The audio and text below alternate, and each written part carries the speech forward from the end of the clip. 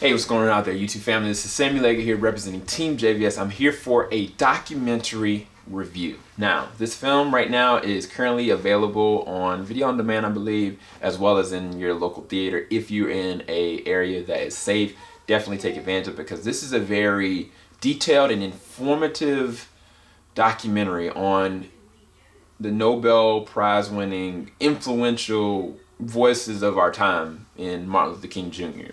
But the name of this is called MLK/FBI, and basically it's around, based on the synopsis, based on the newly declassified files. Sam Pollard's resonant film explores the U.S. government's surveillance and harassment of Martin Luther King Jr. Now, this has pretty much a lot of detailed, informative information and conclusions and thoughts about the real reasonings and the whys and the paranoias between why the FBI was investigating Martin Luther King Jr. Now, this film is hard.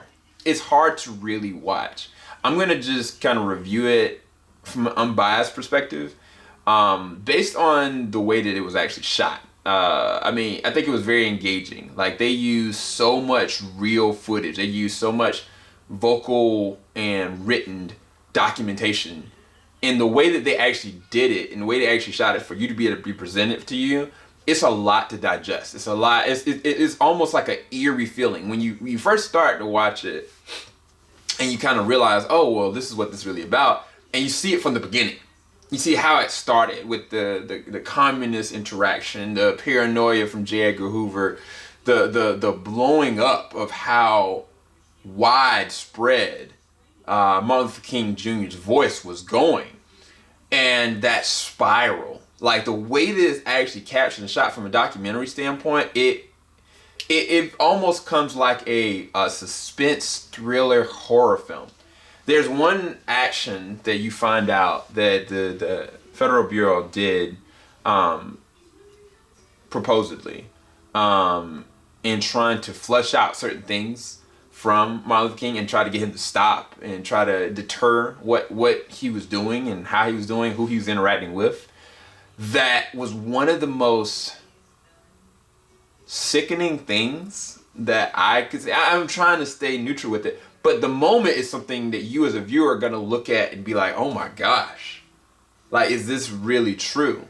Deeper than that, from a lot of the evidence, there is going to be a whole mashup of information that's going to be released out February 2027, of declassified things that now are going to be taken from the archives that we never knew about. Not just, what the FBI did, the links that they did to do these certain things, what J. Edgar Hoover allowed, what our government allowed, but also the wheelings and dealings of Martin Luther King's personal life, for good and bad. And, this film, I'm not going to spoil it, there's a lot. There's a lot. I mean, if you've seen the movie like Selma, you've seen a lot of the implications, a lot of things that he was paranoid about, like wiretappings and bugs and things that he didn't want, to get the light of day. And if you've seen that, you know what some of these accusations and some of these things actually are. And this movie, or this documentary, goes into those in extensive details. It shows both sides of the spectrum. But at the end of the day, the civil liberties side of this, and, the ethics behind what was right and what was wrong, are evident. Regardless of what the wheelings and dealings was on both sides, there is a line that was completely crossed. And that is where this film, to me, captivates. It definitely goes farther than I could have imagined. There's only one other documentary I've seen this year, or last year technically, that went into a certain case I'm not going to go into now, but it's called The Collective. That one's equally as harming and destructive when you realize what's really going on. Not just that, when you have films that are coming out and are already out, like The Trial of Chicago 7, when you see eventually The Judas and the Black Messiah, about Fred Hampton, and when you see if you guys have seen like the more recent series in like the Comey rule, and you know the difference in the change and the shift of how the FBI is now versus what was going on back then, it blows your mind. It really does blow your mind to see the evolution process of the FBI, because it's like a big part of this is what they're doing to Martin Luther King Jr. for sure.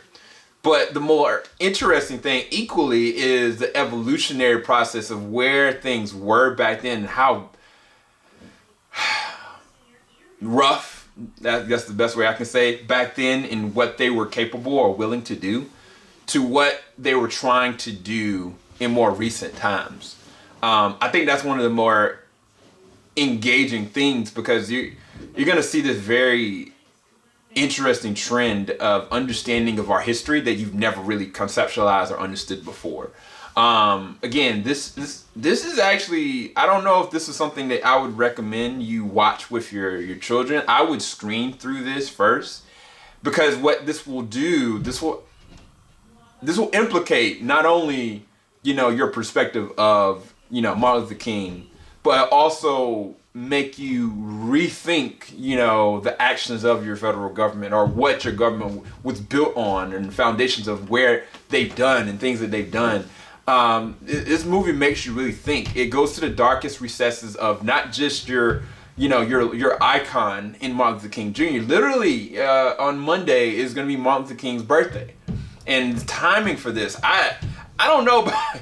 I don't know if this was the film that I would have put out, you know, right now, because it is so not just accusatory. It goes places that a lot of people may not even know. I knew just based on certain understandings and research, but the depths and the lengths that they go with this, it makes you really think.